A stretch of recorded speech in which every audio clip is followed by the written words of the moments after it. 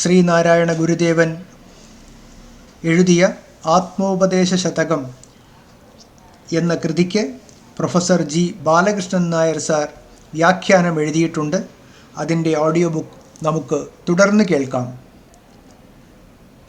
34-ാം ശ്ലോകം. അരനുടിയാതിയരാളിയാർന്നിടും തേരുരുളതിലേറിയുരുണ്ടിടുന്നു ലോകം. അറിവിലനാദിയതായി നടന്നിടും തൻ തിരുവിളയാടലിതെന്നറിഞ്ഞിടേണം.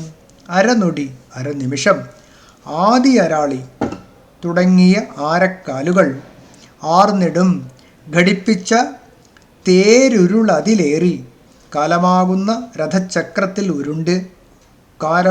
രഥചക്രത്തിൽ കയറി ഉരുണ്ടിടുന്നു ലോകം. ലോകം സദാ കറങ്ങിക്കൊണ്ടിരിക്കുന്നു. അറിവിൽ, ബോധസത്യത്തിൽ അനാദിയതായി എന്നു തുടങ്ങിയെന്നറിയാൻ കഴിയാത്ത വിധം നടന്നിടും തുടർന്നുകൊണ്ടിരിക്കുന്ന തൻ തിരുവിളയാടൽ തൻ്റെ ദിവ്യലീലയാണ്. ഇതെന്നറിഞ്ഞിടേണം, ഇതെന്ന് വിചാരം ചെയ്തറിയണം. അരനിമിഷം തുടങ്ങിയ ആരക്കാലുകൾ ഘടിപ്പിച്ച കാലമാകുന്ന രഥചക്രത്തിൽ കയറി ലോകം സദാ കറങ്ങിക്കൊണ്ടിരിക്കുന്നു. ബോധസത്യത്തിൽ എന്നു തുടങ്ങിയെന്നറിയാൻ കഴിയാത്ത വിധം തുടർന്നുകൊണ്ടിരിക്കുന്ന തൻ്റെ ദിവ്യലീലയാണ് ഇതെന്ന് വിചാരം ചെയ്തറിയണം. തിരുവിളയാടലിതെന്നറിഞ്ഞിടേണം. നിശ്ചലമായ ഒരധിഷ്ഠാനത്തിൽ ഉണ്ടായതായി തോന്നുന്ന സാപേക്ഷ ചലനങ്ങളാണ് കാലസങ്കല്പത്തെ ഉളവാക്കുന്നത്. 15-ാം ശ്ലോകത്തിൻ്റെ മുഖവുര നോക്കുക. ചലനാത്മകമായ കാലസങ്കല്പത്തെ ആശ്രയിച്ചാണല്ലോ എല്ലാ പ്രപഞ്ച ഘടകങ്ങളും ഉണ്ടായി നിലനിന്നു മറഞ്ഞുകൊണ്ടിരിക്കുന്നത്. ഈ കാലത്തെ ഒരു തേരുരുളായി കണക്കാക്കാം. കാലചക്രമെന്ന് പണ്ടേ തന്നെ പ്രസിദ്ധമല്ലേ? ഈ തേരുരുളിൻ്റെ ആരക്കാലുകളാണ് നിമിഷം, മിനിറ്റ്, മണിക്കൂർ, പകൽ, രാത്രി, ദിവസം, പക്ഷം, മാസം, സംവത്സരം ഇവയെല്ലാം. ഇവയെയാണ് അരനൊടിയിലാദി അരാളി എന്ന് ഗുരുദേവൻ പദ്യത്തിൽ നിർദ്ദേശിച്ചിരിക്കുന്നത്. ഈ തേരുരുൾ കറങ്ങുന്നതോ നിശ്ചലവും ബോധസ്വരൂപവുമായ ഒരധിഷ്ഠാനത്തിൽ. ചലനങ്ങൾ ചലിക്കാത്ത ഒരധിഷ്ഠാനത്തിൻ്റെ പശ്ചാത്തലത്തിലേ സംഭവിക്കൂ എന്നാണല്ലോ ചലന നിയമം. ഉണ്ടായി മറയുന്ന പ്രപഞ്ച ഘടകങ്ങളുടെ ഉണ്ടാകലും മറയലും കാലസങ്കല്പത്തിനകത്തു നടക്കുന്ന ഒരാവർത്തനമാണ്. ബ്രഹ്മാവിൻ്റെ ലോകം മുതൽ എല്ലാം ഉണ്ടായി മറഞ്ഞ് വീണ്ടും ഉണ്ടായി മറഞ്ഞ് ആവർത്തിക്കപ്പെടുന്നു എന്നാണ് ഗീത പ്രഖ്യാപിക്കുന്നത്. അനന്തകോടി സൗരയൂഥങ്ങൾ ഉണ്ടായി മറഞ്ഞുകൊണ്ട് ആവർത്തിച്ചു കൊണ്ടിരിക്കുന്നു എന്ന ആധുനിക ശാസ്ത്രത്തിലും ഇന്ന് തെളിഞ്ഞിട്ടുണ്ട്. കാലസങ്കല്പത്തിനകത്ത് നടക്കുന്ന ഈ പ്രപഞ്ച ആവർത്തനത്തെ കാണിക്കാനാണ് തേരുരുളതിലേറിയുരുണ്ടിടുന്നു ലോകം എന്ന് ഗുരുദേവൻ പ്രഖ്യാപിച്ചിരിക്കുന്നത്.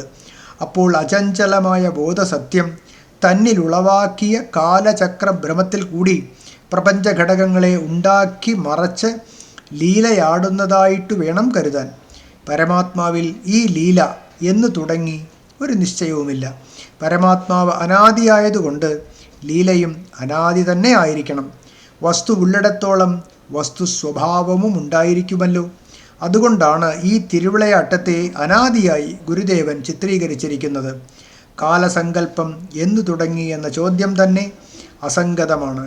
എന്നു തുടങ്ങി എന്ന ചോദ്യം തന്നെ കാലസങ്കല്പത്തിനകത്തു നിന്നുകൊണ്ടാണല്ലോ. എന്നു തുടങ്ങി എന്ന ചോദ്യം തന്നെ കാലസങ്കല്പത്തിനകത്തു നിന്നുകൊണ്ടാണല്ലോ. കാലസങ്കല്പം തീർന്നാൽ ചോദ്യങ്ങളൊക്കെ അവസാനിക്കുന്നതാണ്. എന്തായാലും കാലസങ്കല്പത്തെ ഉളവാക്കി ഈ തിരുവിളയാടൽ നടത്തുന്നത് കാലാതീതമായ നിശ്ചല അധിഷ്ഠാനമായതുകൊണ്ടാണ് അഖണ്ഡബോധസ്വരൂപനായ പരമാത്മാവിനെ കാലസ്വരൂപൻ എന്ന് വേദാന്തികൾ വിളിക്കുന്നത്. ശ്രീ ശങ്കര ഭഗവത് പാദർ പറയുന്നത് നോക്കുക. കലനാത് സർവഭൂതാനാം ബ്രഹ്മാദീനാം നിമേഷതഃ കാലശബ്ദേന നിർദ്ദിഷ്ടഃ ഹ്യഖണ്ഡാനന്ദ അച്യുതഃ. ബ്രഹ്മാവ് തുടങ്ങിയ എല്ലാ ഭൂതവർഗങ്ങളെയും നിമിഷ നേരത്തിനുള്ളിൽ സൃഷ്ടിച്ചു നിലനിർത്താൻ കഴിവുള്ളത് കൊണ്ടാണ് ആനന്ദസ്വരൂപനും അദ്വയനുമായ പരമാത്മാവിനെ കാലസ്വരൂപൻ എന്ന് വിളിക്കുന്നത്.